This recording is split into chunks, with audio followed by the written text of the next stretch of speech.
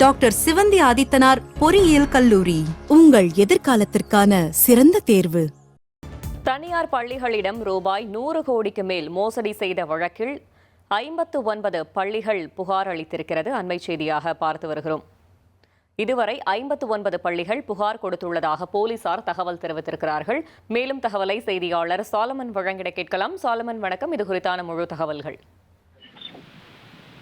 சென்னை சாலி கிராமத்துல தமிழ்நாடு தனியார் பள்ளிகள் சங்கம் என்ற பெயர்ல பதிவு செய்யப்படாத அமைப்பை நடத்தி வந்த அரசகுமார் என்பவர் இது தொடர்பாக பள்ளிகளுக்கு தனியார் பள்ளிகளுக்கு நிரந்தர அங்கீகாரம், பள்ளித்தரம் உயர்வு, அதே போன்று சிஎம்டிஏ அனுமதிகள் பெற்றுத் தருவதாக கூறி பல்வேறு தனியார் பள்ளிகளோட நிர்வாகிகளிலிருந்து பல கோடி ரூபாய் வரை பணமாக பெற்று அவர் மோசடியில ஈடுபட்டதாக காவல் ஆணையரிடம் தொடர்ச்சியாக புகார்களானது குவிந்தது. குறிப்பாக 100 கோடிக்கு மேல அதிகமான தொகையை இவர் தனியார் பள்ளிகளிடம் இருந்து பெற்று மோசடி செய்து விட்டதாக புகாரானது அளிக்கப்பட்டிருந்த நிலையில மத்திய குற்றப்பிரிவு போலீசார் இது தொடர்பாக வழக்கு பதிவு செய்து அரசகுமார் என்பவரை கைது செய்தனர்.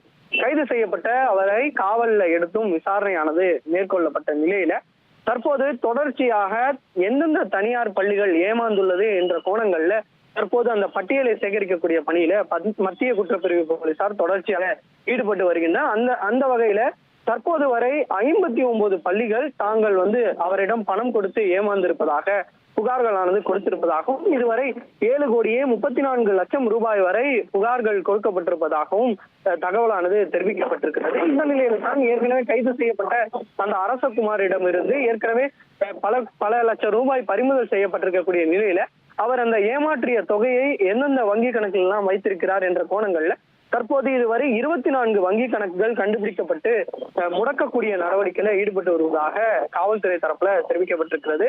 அதுல பல கோடி ரூபாய் பணம் இருப்பதாகவும் தெரிவிக்கப்பட்டிருக்கு. மேலும் தொடர்ச்சியாக டிஜிட்டல் பண பரிவர்த்தனை மூலமாகத்தான் இந்த ஏமாற்று வேலையை அரசகுமார் மற்றும் மற்றொரு நபரான முத்துக்குமார் ஆகியோர் ஈடுபட்டு வந்ததாகவும், அதனால டிஜிட்டல் பண பரிவர்த்தனைகளை தற்போது கண்டுபிடிக்கக்கூடிய பணியில தொடர்ச்சியாக காவல்துறையினர் ஈடுபட்டு வருவதாக இந்த வழக்குல முக்கிய நபராக பார்க்கப்படக்கூடிய முத்துக்குமார் என்பவரையும் போலீசார் தீவிரமாக தேடி வருவதாக மத்திய குற்றப்பிரிவு போலீசார் தரப்புல தகவல் தெரிவிக்கப்பட்டிருக்கிறது.